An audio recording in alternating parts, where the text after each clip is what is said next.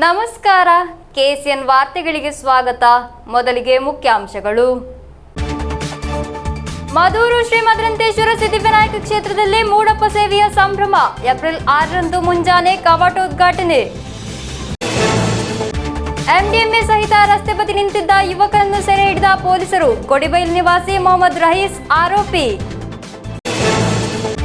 ತ್ಯಾಜ್ಯ ಮುಕ್ತ ನವಕೇರಳ ಮಾಲಿನ್ಯ ಮುಕ್ತ ಜಿಲ್ಲೆಯಾಗಿ ಕಾಸರಗೋಡು ಜಿಲ್ಲೆಯ ಘೋಷಣೆ. ಕಾಸರಗೋಡು ಮುನ್ಸಿಪಲ್ ಟೌನ್ ಹಾಲ್ನಲ್ಲಿ ನಡೆದ ಕಾರ್ಯಕ್ರಮ. ಕಾಸರಗೋಡಿನ ಹಳೆಯ ಬಸ್ ನಿಲ್ದಾಣದಲ್ಲಿ ಬಸ್ ನಿರೀಕ್ಷಣಾ ಕೇಂದ್ರವಿಲ್ಲ, ಪರದಾಡುತ್ತಿದ್ದಾರೆ ಪ್ರಯಾಣಿಕರು. ಯುಡಿಎಫ್ ಕಾಸರಗೋಡು ಮುನ್ಸಿಪಲ್ ಕಮಿಟಿ ನೇತೃತ್ವದಲ್ಲಿ ಹಗಲಿರುಳು ಹೋರಾಟ. ಸ್ಥಳೀಯ ಸ್ವಯಂ ಆಡಳಿತ ಸಂಸ್ಥೆಗಳಿಗಿರುವ ನಿಧಿ ಕಡಿತಗೊಳಿಸಿರುವುದನ್ನು ಪ್ರತಿಭಟಿಸಿ. ವಾರ್ತೆಗಳು ವಿವರವಾಗಿ. ಮದೂರು ಶ್ರೀ ಮದರಂತೇಶ್ವರ ಸಿದ್ಧಿವಿನಾಯಕ ಕ್ಷೇತ್ರದಲ್ಲಿ ಇಂದು ಮೂಡಪ್ಪ ಸೇವೆಯ ಸಂಭ್ರಮ. ಏಪ್ರಿಲ್ 6ರಂದು ಮುಂಜಾನೆ ಕವಾಟೋದ್ಘಾಟನೆ ನಡೆಯಲಿದೆ. ಮದೂರು ಶ್ರೀ ಮದರಂತೇಶ್ವರ ಸಿದ್ಧಿವಿನಾಯಕ ಕ್ಷೇತ್ರದಲ್ಲಿ ಇಂದು ಮೂಡಪ್ಪ ಸೇವೆಯ ಸಂಭ್ರಮ. ಬೆಳಗ್ಗೆ ದೀಪದ ಬಲಿ, ದರ್ಶನ ಬಲಿ, ರಾಜಾಂಗಣ ಪ್ರಸಾದ, ಶತರುದ್ರಾಭಿಷೇಕ, 128 ಕಾಯಿ ಅಷ್ಟದ್ರವ್ಯ ಮಹಾಗಣಪತಿಯಾಗ ಕಲಶಾಭಿಷೇಕ ನಡೆಯಿತು. ನಂತರ ಮಹಾಮೂಡಪ್ಪ ಸೇವೆಯ ಅರಿಕೊಟ್ಟಿಗೆ ಮುಹೂರ್ತ, ಅಪರಾಹ್ನ ಅಪ್ಪ ಮಾಡಲು ಪ್ರಾರಂಭ, ಮಹಾಪೂಜೆ ನಡೆಯಿತು.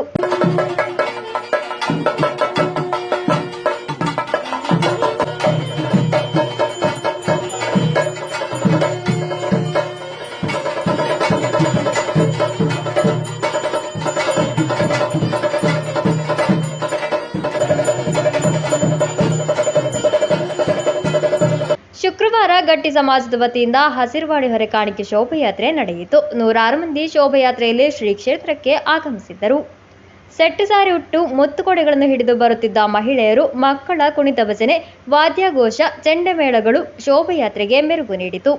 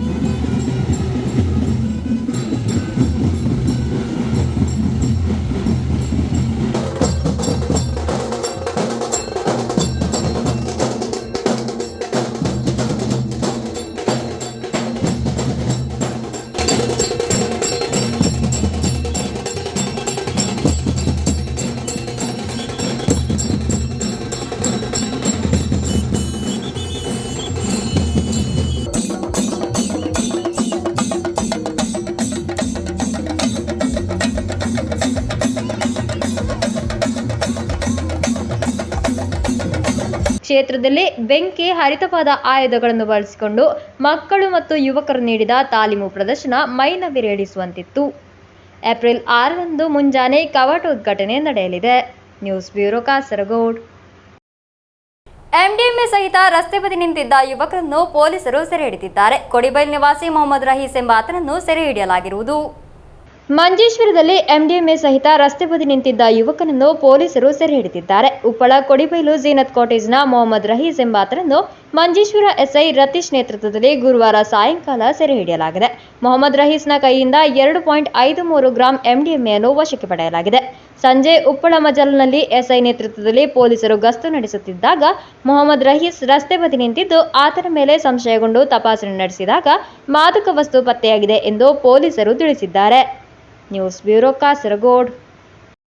ತ್ಯಾಜ್ಯ ಮುಕ್ತ ನವಕೇರಳ ಮಾಲಿನ್ಯ ಮುಕ್ತ ಜಿಲ್ಲೆಯಾಗಿ ಕಾಸರಗೋಡು ಜಿಲ್ಲೆಯನ್ನು ಘೋಷಿಸಲಾಯಿತು. ಕಾಸರಗೋಡು ಮುನ್ಸಿಪಲ್ ಟೌನ್ ಹಾಲ್ನಲ್ಲಿ ನಡೆದ ಕಾರ್ಯಕ್ರಮದಲ್ಲಿ ಸಂಸದ ರಾಜಮೋಹನ್ ಉಣ್ಣಿತಾನ್ ಘೋಷಣೆ ಮಾಡಿದರು. ತ್ಯಾಜ್ಯ ಮುಕ್ತ ನವಕೇರಳ ಮಾಲಿನ್ಯ ಮುಕ್ತ ಜಿಲ್ಲೆಯಾಗಿ ಕಾಸರಗೋಡು ಜಿಲ್ಲೆಯನ್ನು ಘೋಷಿಸಲಾಯಿತು. ಕಾಸರಗೋಡು ಮುನ್ಸಿಪಲ್ ಟೌನ್ ಹಾಲ್ನಲ್ಲಿ ನಡೆದ ಕಾರ್ಯಕ್ರಮದಲ್ಲಿ ಸಂಸದ ರಾಜಮೋಹನ್ ಉಣ್ಣಿತಾನ್ ಘೋಷಣೆಯನ್ನು ನೆರವೇರಿಸಿದರು. അപ്പോൾ നമ്മുടെ നാട്ടിൽ എല്ലാ പ്രദേശങ്ങളിലും AI ക്യാമറ സ്ഥാപിച്ച് ഈ മാലിന്യം പരസ്യമായിക്കൊണ്ട് അന്യൻ്റെ പുരയിടങ്ങളിലും അതുപോലെ തന്നെ റോഡിൻ്റെ പരിസരങ്ങളിലും അതുപോലെ തന്നെ ജലാശയങ്ങളിലുമൊക്കെ വലിച്ചെറിയുന്നത് അത് കർശനമായി തടയാൻ നിയമനിർമ്മാണം വേണം. അതിന് നിയമനിർമ്മാണം മാത്രം പോലെ അതിന് പണം ആവശ്യമായി വരും. അതിനാവശ്യമായ പണം ഈ രംഗത്ത് സംസ്ഥാന സർക്കാർ തദ്ദേശ സ്വയംഭരണ സ്ഥാപനങ്ങൾക്ക് നൽകാൻ തയ്യാറായാൽ ഫലപ്രദമായി ഈ വലിച്ചെറിയൽ പ്രക്രിയ അവസാനിപ്പിക്കാൻ നമുക്ക് സാധിക്കും. വ്യക്തി ശുചിത്വം പോലെ തന്നെ പരിസര ശുചിത്വം, ആ ശുചിത്വം പാലിക്കാൻ നമുക്കെല്ലാവർക്കും ബാധ്യതയുണ്ട്. ഈ മാലിന്യങ്ങൾ വലിച്ചെറിയുന്ന കാര്യത്തിൽ ഇനിയും ആരെങ്കിലും ഉദാസീന നിർബാധം ഈ പ്രക്രിയ തുടരുന്ന ആളുകളെ നിയമത്തിന് മുമ്പിൽ കൊണ്ട് ഹാജരാക്കാൻ നമ്മൾ ഓരോരുത്തരും തയ്യാറായാൽ കുറേയൊക്കെ ഇത് അവസാനിപ്പിക്കാൻ പറ്റും. ഇന്നിവിടെ ഈ പ്രഖ്യാപനം നടത്തിയാൽ ഈ പ്രഖ്യാപനം അക്ഷരാർത്ഥത്തിൽ പ്രാവർത്തികമാകണമെങ്കിൽ ഈ പ്രഖ്യാപനത്തിൽ മാത്രം ഇത് ഒതുങ്ങി നിന്നാൽ പോരാ. ഈ പ്രഖ്യാപനം അക്ഷരാർത്ഥത്തിൽ സാക്ഷാത്കരിക്കാൻ കഴിയണമെങ്കിൽ അധ്യക്ഷവേദിയിരിക്കുന്ന ഞാനടക്കമുള്ള ഓരോരുത്തരും, നിങ്ങൾ ഓരോരുത്തരും ഇതിനെതിരെ ശക്തമായി പ്രതികരിക്കാനും ജനങ്ങളിൽ അവബോധം സൃഷ്ടിക്കാനും ഈ ജില്ലയിൽ നമ്മുടെ ആ പ്രഖ്യാപനം കേവലം ഒരു പ്രഖ്യാപനമല്ല എന്ന് തെളിയിക്കാനും നമുക്ക് കഴിയണം. ಶಾಸಕರಾದ ಎನ್.ಎ. ನಿಲಿಕುನ್, ಇ. ಚಂದ್ರಶೇಖರನ್, ಜಿಲ್ಲಾಧಿಕಾರಿ ಕೆ. ಇಂಬಾಶೇಖರ್ ಮಾತನಾಡಿದರು. ಕೇರಳ ಮುಖ್ಯ ಕಾರ್ಯದರ್ಶಿ ಶಾರದಾ ಮುರಳೀಧರನ್ ಮುಖ್ಯ ಅತಿಥಿಯಾಗಿ ಭಾಗವಹಿಸಿ ಪ್ರಶಸ್ತಿಯನ್ನು ವಿತರಿಸಿದರು.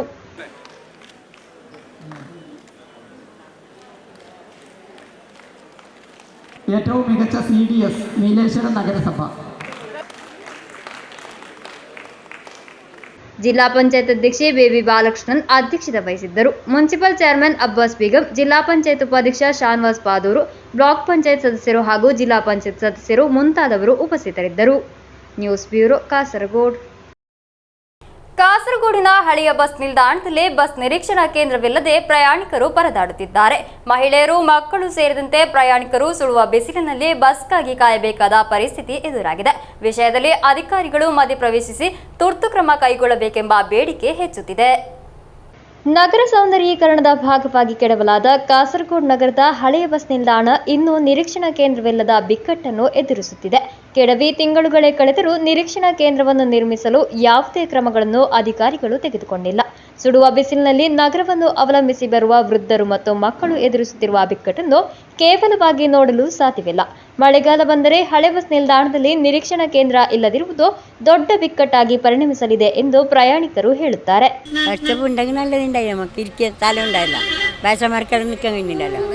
കുട്ടികൾക്കെല്ലാം ഈ നിൽക്കുന്നതിന് അവിടെ ഇരിക്കാനും നല്ലതായിരുന്നു. ഒരു 1.5 മണിക്കൂറായി ഇവിടെ കാത്തിക്കുന്നത്. ഇരിക്കാനോ ഒന്നും ഒരു സൗകര്യമില്ല. ഈ ചൂടാണ്, ഭയങ്കര ചൂട്. ചെറിയ കുഞ്ഞുങ്ങൾക്കെല്ലാം ഭയങ്കര ചൂടുണ്ട്. മഴ വന്നാൽ തീരെ നിൽക്കാൻ പറ്റില്ല. ಕಾಸರಗೋಡು ಜನರಲ್ ಆಸ್ಪತ್ರೆ, ಗವರ್ನಮೆಂಟ್ ಹೈಯರ್ ಸೆಕೆಂಡರಿ ಶಾಲೆ ಸೇರಿದಂತೆ ಸರಕಾರಿ ಸಂಸ್ಥೆಗಳು, ವಾಣಿಜ್ಯ ಕೇಂದ್ರಗಳು ಸೇರಿದಂತೆ ಸಾಮಾನ್ಯ ಜನರಿಗೆ ಹಳೆಯ ಬಸ್ ನಿಲ್ದಾಣವನ್ನು ಅವಲಂಬಿಸಬೇಕಾಗಿ ಬರುವಾಗ ನಿರೀಕ್ಷಣಾ ಕೇಂದ್ರ ಎಂಬುದು ಪ್ರಯಾಣಿಕರಿಗೆ ಕೇವಲ ಕನಸಾಗಿ ಉಳಿದಿದೆ.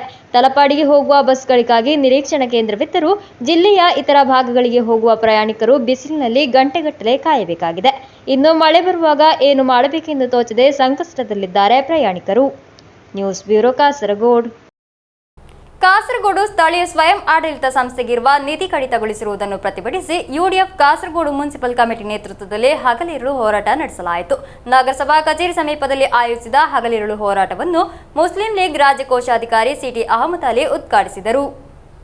ಕಾಸರಗೋಡು ಸ್ಥಳೀಯ ಸ್ವಯಂ ಆಡಳಿತ ಸಂಸ್ಥೆಗಿರುವ ನಿಧಿ ಕಡಿತಗೊಳಿಸಿರುವುದನ್ನು ಪ್ರತಿಭಟಿಸಿ ಯುಡಿಎಫ್ ಕಾಸರಗೋಡು ಮುನ್ಸಿಪಲ್ ಕಮಿಟಿ ನೇತೃತ್ವದಲ್ಲಿ ಹಗಲಿರುಳು ಹೋರಾಟ ನಡೆಸಲಾಯಿತು. ನಗರಸಭಾ ಕಚೇರಿ ಸಮೀಪ ಆಯೋಜಿಸಿದ ಹಗಲಿರುಳು ಹೋರಾಟವನ್ನು മുസ്ലിം ലീഗ് രാജ്യ കോശാധികാരി മാജി സಚಿವ സിടി അഹമ്മദ് അലി ഉദ്ഘാടിಸಿದರು.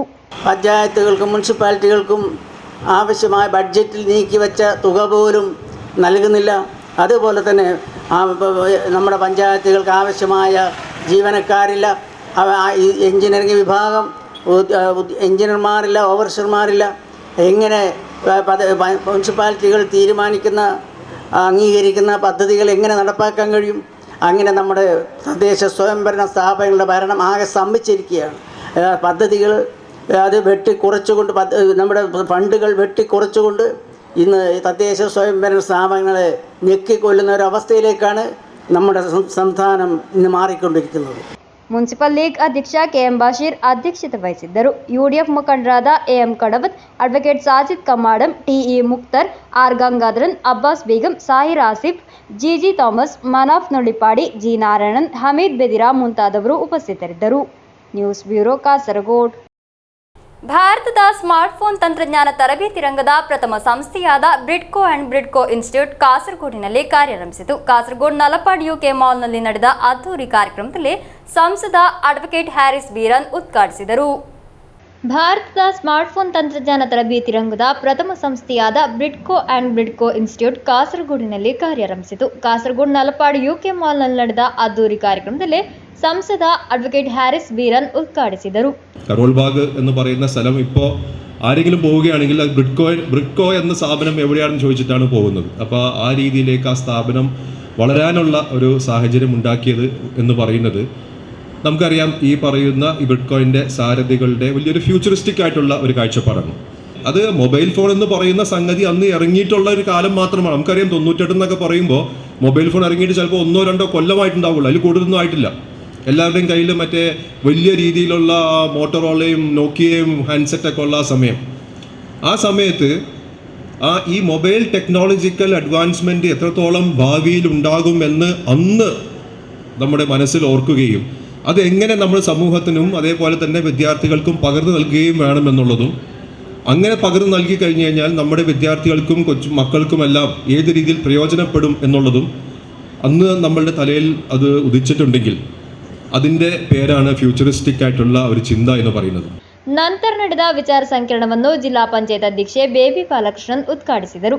ಶಾಸಕ N Nilikun, municipal chairman Abbas Begum, DYSP Uttam Das T ಮುಖ್ಯ ಅತಿಥಿಯಾಗಿ ಭಾಗವಹಿಸಿದರು. Kerala police Rangesh Kadavath, Bridco and Bridco MD Mudukolichena, Shana Nazrin, Sajith Kumar VK ಹಾಗೂ ಬ್ರಿಡ್ಕೋ ಅಂಡ್ ಬ್ರಿಡ್ಕೋ ಸ್ಥಾಪಕ ಡಾಕ್ಟರ್ ಹಮ್ಜಾ ಅಂಚುಮುಕಿಲ್ ವಿವಿಧ ವಿಷಯಗಳ ಕುರಿತು ವಿಚಾರ ಮಂಡಿಸಿದರು. Haneef KM, Ranjitha D, Shiju Kannan, Shukuru Kolikara, Ashraf Nalthadka, TA Ilyas ಮುಂತಾದವರು ಉಪಸ್ಥಿತರಿದ್ದರು. ಈ ಸಂದರ್ಭದಲ್ಲಿ ವಿವಿಧ ಪರೀಕ್ಷೆಗಳಲ್ಲಿ ಉನ್ನತ ಅಂಕ ಗಳಿಸಿದ ವಿದ್ಯಾರ್ಥಿಗಳನ್ನು ಗೌರವಿಸಲಾಯಿತು. News bureau, Kasaragod. ಮದೂರು ಕ್ಷೇತ್ರದ ಬ್ರಹ್ಮಕಲಶೋತ್ಸವ ಹಾಗೂ ಮೂಡಪ್ಪ ಸೇವೆ ಸಂದರ್ಭ ಆಗಮಿಸುವ ಭಕ್ತರ ದಾಹ ದಣಿಸಲು ಬಿಸಿ ಜೀರಿಗೆ ನೀರು ಸೇವೆ ವ್ಯವಸ್ಥೆ ಮಾಡಲಾಗಿದೆ. ದಿನದ 24 ಗಂಟೆಯೂ ಬಿಸಿ ನೀರು ಸೇವೆ ಒದಗಿಸಲಾಗುತ್ತಿದೆ. ಮದೂರು ಕ್ಷೇತ್ರದ ಬ್ರಹ್ಮಕಲಶೋತ್ಸವ ಹಾಗೂ ಮೂಡಪ್ಪ ಸೇವೆ ಸಂದರ್ಭ ಆಗಮಿಸುವ ಭಕ್ತರ ದಾಹ ದಣಿಸಲು ಶ್ರೀ ಕ್ಷೇತ್ರದ ಮುಂಭಾಗ, ಹೊರಗೆ ಹಾಗೂ ವೇದಿಕೆ ಸಹಿತ ಎಲ್ಲ ಕಡೆಯೂ ಬಿಸಿ ಜೀರಿಗೆ ನೀರು ಸೇವೆ ವ್ಯವಸ್ಥೆ ಮಾಡಲಾಗಿದೆ. ಇದೀಗ ಬೇಸಿಗೆ ಕಾಲವಾದ್ದರಿಂದ ಸಾಕಷ್ಟು ನೀರಿನ ಅಗತ್ಯ ಇರುವುದರಿಂದ ಆರೋಗ್ಯ ಇಲಾಖೆಯ ನಿರ್ದೇಶ ಪ್ರಕಾರ ಶ್ರೀ ಕ್ಷೇತ್ರದಲ್ಲಿ ಕುದಿಸಿ ತಣಿಸಿದ ಬಿಸಿ ನೀರು ನೀಡಲಾಗುತ್ತಿದೆ. ಬ್ರಹ್ಮಕಲಶೋತ್ಸವ ಹಾಗೂ ಮೂಡಪ್ಪ ಸೇವೆ ಸಂದರ್ಭ ದಿನದ 24 ಗಂಟೆಯೂ ಬಿಸಿ ನೀರು ಸೇವೆ ಒದಗಿಸಲು ನೀರು ಸರಬರಾಜು ಸಮಿತಿ ಕಾರ್ಯಕರ್ತರು ಸದಾ ಸಿದ್ಧರಾಗಿದ್ದಾರೆ. ಶ್ರೀ ಕ್ಷೇತ್ರಕ್ಕೆ ಬರುವ ಎದುರುಗಡೆಯೇ ಪ್ರತಿಯೊಬ್ಬರಿಗೂ ನೀರು ನೀಡಲಾಗುತ್ತಿದೆ. ಇದಲ್ಲದೆ ಭಜನೆ ಮಂಟಪ, 3 ಪ್ರಧಾನ ವೇದಿಕೆಗಳ ಬಳಿಯೂ ಕುಡಿಯುವ ನೀರು ಸರಬರಾಜು ನಡೆಯುತ್ತಿದೆ. ಇದಕ್ಕಾಗಿ ಹಗಲಿರುಳು ದುಡಿಯುವ ಕಾರ್ಯಕರ್ತರು ಸದಾ ಸಿದ್ಧರಾಗಿದ್ದಾರೆ. ಅವರ ಸೇವೆಯನ್ನು ಎಲ್ಲ ಭಕ್ತ ಜನರು ಶ್ಲಾಘಿಸಿದ್ದಾರೆ. News bureau, Kasaragod.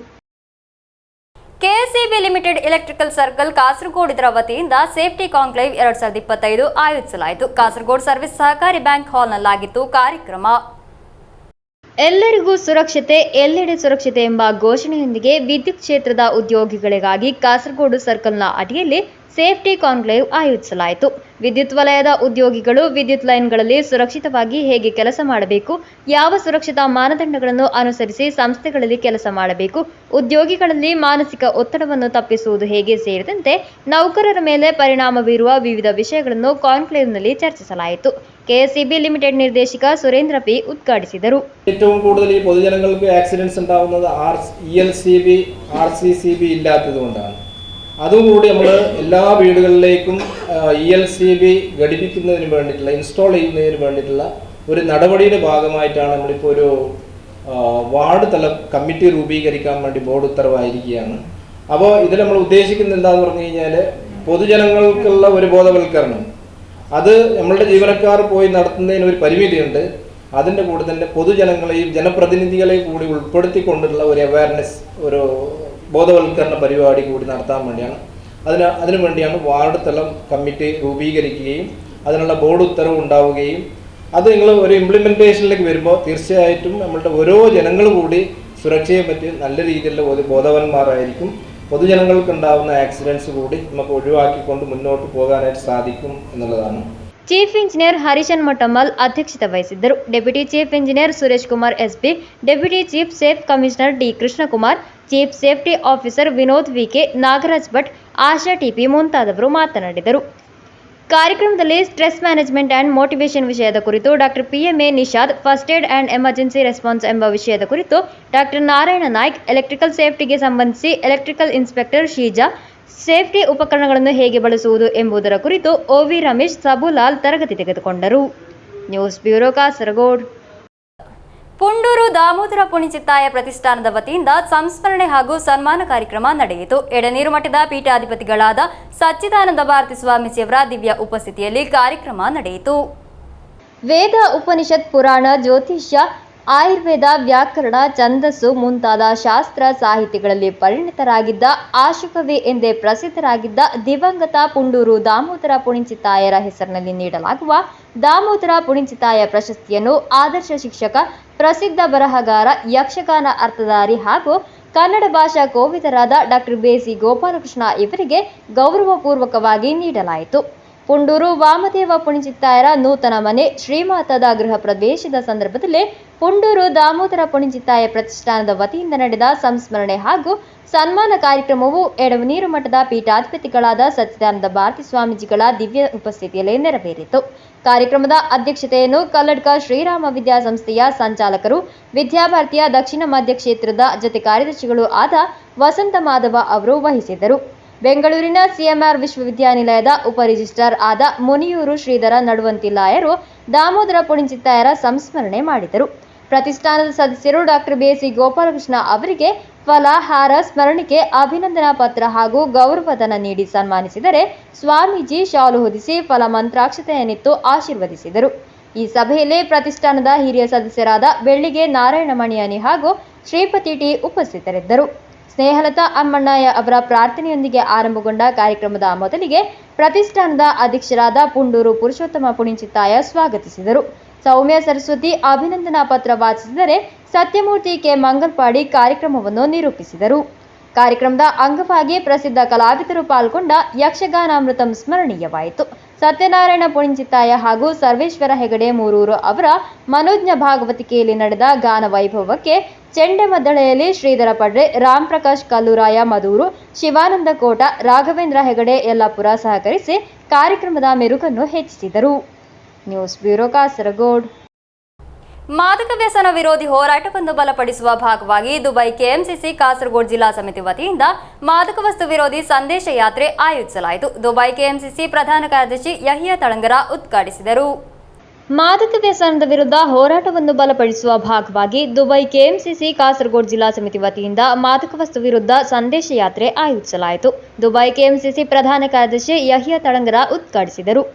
ವೆಲ್ಫಿಟ್ ಮನಾರ್ನಲ್ಲಿ ನಡೆದ ಸಂಗಮದಲ್ಲಿ ಜಿಲ್ಲಾಧ್ಯಕ್ಷ ಸಲಾಂ ಕನ್ಯಪಾಡಿ ಅಧ್ಯಕ್ಷತೆ ವಹಿಸಿದ್ದರು. ಪ್ರಧಾನ ಕಾರ್ಯದರ್ಶಿ ಹನೀಫ್ TR ಸ್ವಾಗತಿಸಿದರು. ಸಾಮಾಜಿಕ ಕಾರ್ಯಕರ್ತ ಶಂಶು ಮಾಸ್ಟರ್ ಜಾಗೃತಿ ನೀಡಿದರು. KMCC ರಾಜ್ಯ ಕಾರ್ಯದರ್ಶಿಗಳಾದ ಅಡ್ವೊಕೇಟ್ ಇಬ್ರಾಹಿಂ ಖಲೀಲ್, ಅಫ್ಜಲ್ ಮೆಟ್ಟಮ್ಮಲ್, ಡಾಕ್ಟರ್ ಇಸ್ಮಾಯಿಲ್ ಮುಂತಾದವರು ನೇತೃತ್ವ ವಹಿಸಿದ್ದರು. News bureau Kasaragod. ಕೊನೆಯಲ್ಲಿ ಮತ್ತೊಮ್ಮೆ ಮುಖ್ಯಾಂಶಗಳು. ಮದೂರು ಶ್ರೀ ಮದರಂತೇಶ್ವರ ಸಿದ್ಧಿವಿನಾಯಕ ಕ್ಷೇತ್ರದಲ್ಲಿ ಮೂಡಪ್ಪ ಸೇವೆಯ ಸಂಭ್ರಮ. ಏಪ್ರಿಲ್ 6ರಂದು ಮುಂಜಾನೆ ಕವಾಟೋದ್ಘಾಟನೆ. MDMA ಸಹಿತ ರಸ್ತೆ ಬದಿ ನಿಂತಿದ್ದ ಯುವಕರನ್ನು ಸೆರೆ ಹಿಡಿದ ಪೊಲೀಸರು. ಕೊಡಿಬೈಲ್ ನಿವಾಸಿ ಮೊಹಮ್ಮದ್ ರಹೀಸ್ ಆರೋಪಿ. ತ್ಯಾಜ್ಯ ಮುಕ್ತ ನವಕೇರಳ, ಮಾಲಿನ್ಯ ಮುಕ್ತ ಜಿಲ್ಲೆಯಾಗಿ ಕಾಸರಗೋಡು ಜಿಲ್ಲೆಯ ಘೋಷಣೆ. ಕಾಸರಗೋಡು ಮುನ್ಸಿಪಲ್ ಟೌನ್ ಹಾಲ್ನಲ್ಲಿ ನಡೆದ ಕಾರ್ಯಕ್ರಮ. ಕಾಸರಗೋಡಿನ ಹಳೆಯ ಬಸ್ ನಿಲ್ದಾಣದಲ್ಲಿ ಬಸ್ ನಿರೀಕ್ಷಣಾ ಕೇಂದ್ರವಿಲ್ಲ, ಪರದಾಡುತ್ತಿದ್ದಾರೆ ಪ್ರಯಾಣಿಕರು. UDF ಕಾಸರಗೋಡು ಮುನ್ಸಿಪಲ್ ಕಮಿಟಿ ನೇತೃತ್ವದಲ್ಲಿ ಹಗಲಿರುಳು ಹೋರಾಟ. ಸ್ಥಳೀಯ ಸ್ವಯಂ ಆಡಳಿತ ಸಂಸ್ಥೆಗಳಿಗಿರುವ ನಿಧಿ ಕಡಿತಗೊಳಿಸಿರುವುದನ್ನು ಪ್ರತಿಭಟಿಸಿ. ಇಂದಿನ ವಾರ್ತಾ ಸಂಚಿಕೆಯಲ್ಲಿ ಮುಕ್ತಾಯವಾಯಿತು. ಮುಂದಿನ ವಾರ್ತಾ ಸಂಚಿಕೆಯೊಂದಿಗೆ ಭೇಟಿಯಾಗೋಣ. ವಂದನೆಗಳು.